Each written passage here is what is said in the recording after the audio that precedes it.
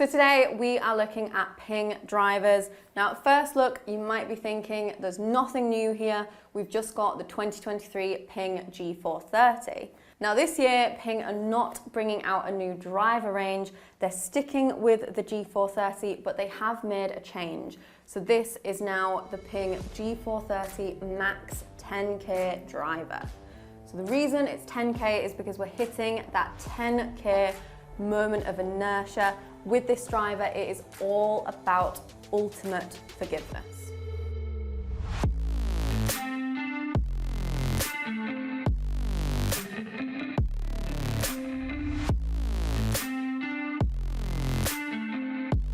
So let's talk about MOI and what we're actually meaning by that. When we're looking at MOI, that's moments of inertia of the golf club. It's basically referring to how forgiving that golf club is. Now, if you were to look in today's market at some decent high forgiveness drivers, you'd maybe be expecting around 8,000 to 9,000 MOI, pushing the higher boundaries. Now, Ping have hit the 10K MOI mark previously 5 years ago with the G400 Max driver. But now they're bringing that 10K MOI back to the current driver with the G430. So that's the 10K MOI, that ultra forgiveness, but with 5 years extra technology packed into it.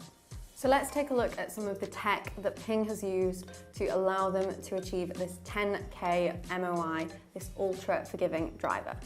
The first one is that they've used weight savings from the carbon crown, saving around 5 grams in the new carbon crown, being able to redistribute that to the back of the club for a fixed back weighting that helps to really increase the forgiveness while still keeping good levels of distance.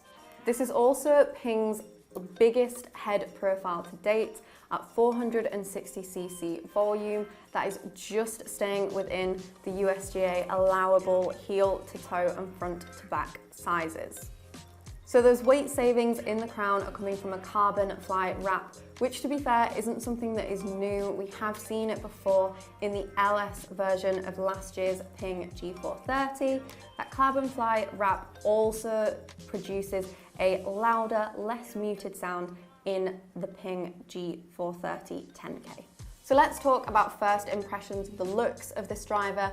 Now, to be honest, there's very little difference between the 10K and the previous Ping G430. The main difference obviously is going to be from that carbon wrap on the top that we did see in the LS models, but not in the Max or SFT models last year. And to be honest, I do like the overall design of this club. I think it's very simple and very clean. My one thing with it is that in the Ping G430s, Ping keep using this lime color, which I just don't like. I don't think it inspires any levels of power or intensity that you want to be feeling when you're stood with a driver in hand. So that is my one criticism, is just the use of this lime green color. So as always, when we're looking to test out new bits of equipment, we try them outside, out on the golf course, and also indoors so that we can use Foresight to get data on these clubs. So we took the drivers over to Stockport Golf Club so that I could have a go off the tee with the Ping G430 10K driver. And to be honest, as I was stood over the ball, I really liked the look of this club. I liked the design and the shape. I just didn't like the lime color, but that was the only thing that I could say that I didn't really like stood at address with it.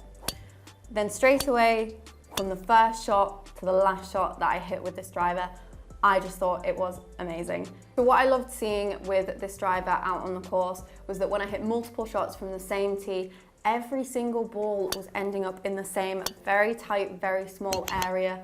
Despite some of the shots having slightly different ball flights, if I hit it slightly off the heel or slightly off the toe, there didn't seem to be any distance loss depending on if it was going slightly left or right. And overall, it just felt like a really easy driver to hit. I just felt as though there was very little that could go wrong with this in hand.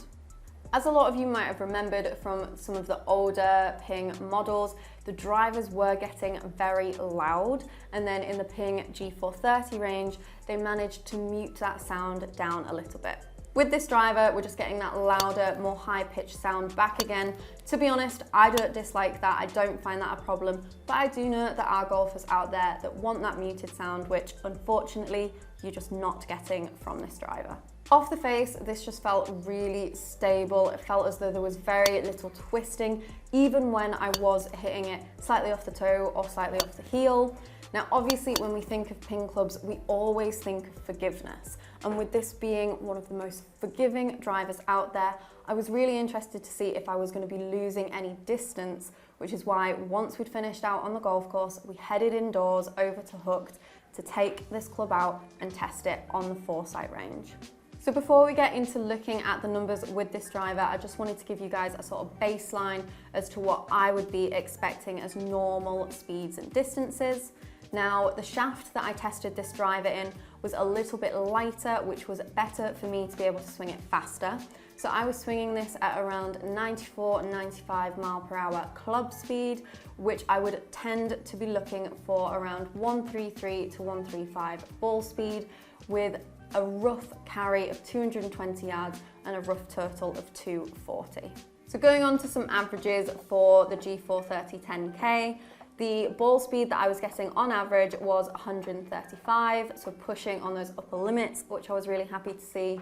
My average carry was 223 yards with an average total of 245. So definitely on that upper end of distances.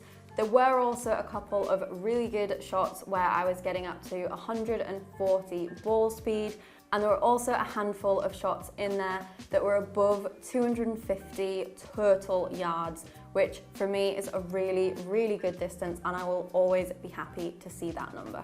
So obviously I was feeling really good with this driver in hand on the golf course. I was just hoping when coming off the golf course and going indoors, I really wanted to see some of those longer distances because of how happy I was with this driver on the tee. So it just reinforced my confidence with it, that I was keeping that accuracy, keeping the consistency, but also really being able to push for some higher distances and ball speeds. Now, often when people think about forgiveness, they're thinking about high launching golf clubs. But in reality, the optimum golf club would have high MOI, but low spin, because the combination of those two would mean a really forgiving golf club, but getting that extra distance. Now that's exactly what Ping are looking for with the Max 10K.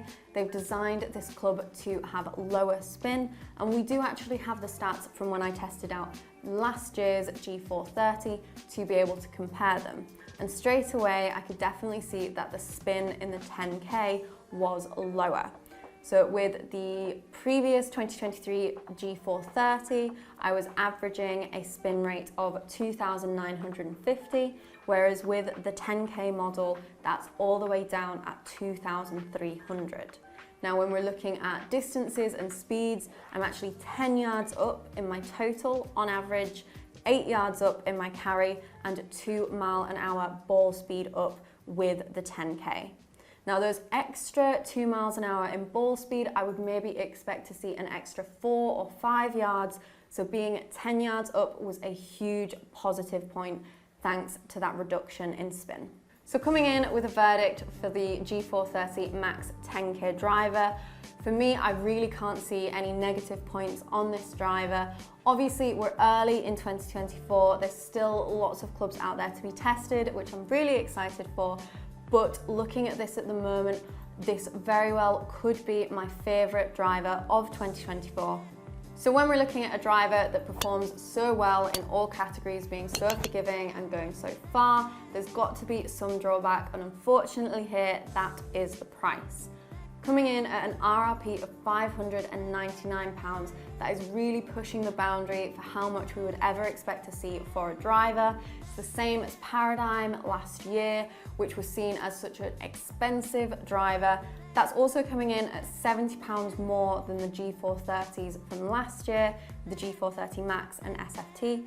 So that is a big price increase and also just a lot of money to be paying for a driver. However, I did see some huge gains in this driver compared to last year's model, so maybe that amount of money is justified. all comes down to your own opinion and if you would look to spend that much money on a driver. So let me know down in the comments, do you think that those improvements that I saw are worth that amount of money, and would you be paying £600 for this driver? Hope you guys have all enjoyed this video. If you have, please make sure to drop a like and make sure that you're subscribed to the Golf A Lot YouTube channel. And if you want to know more on my thoughts and the technology in the G430 Max 10K, make sure to check out our written reviews over on the Golf A Lot website. Thank you guys for watching and subscribe for more.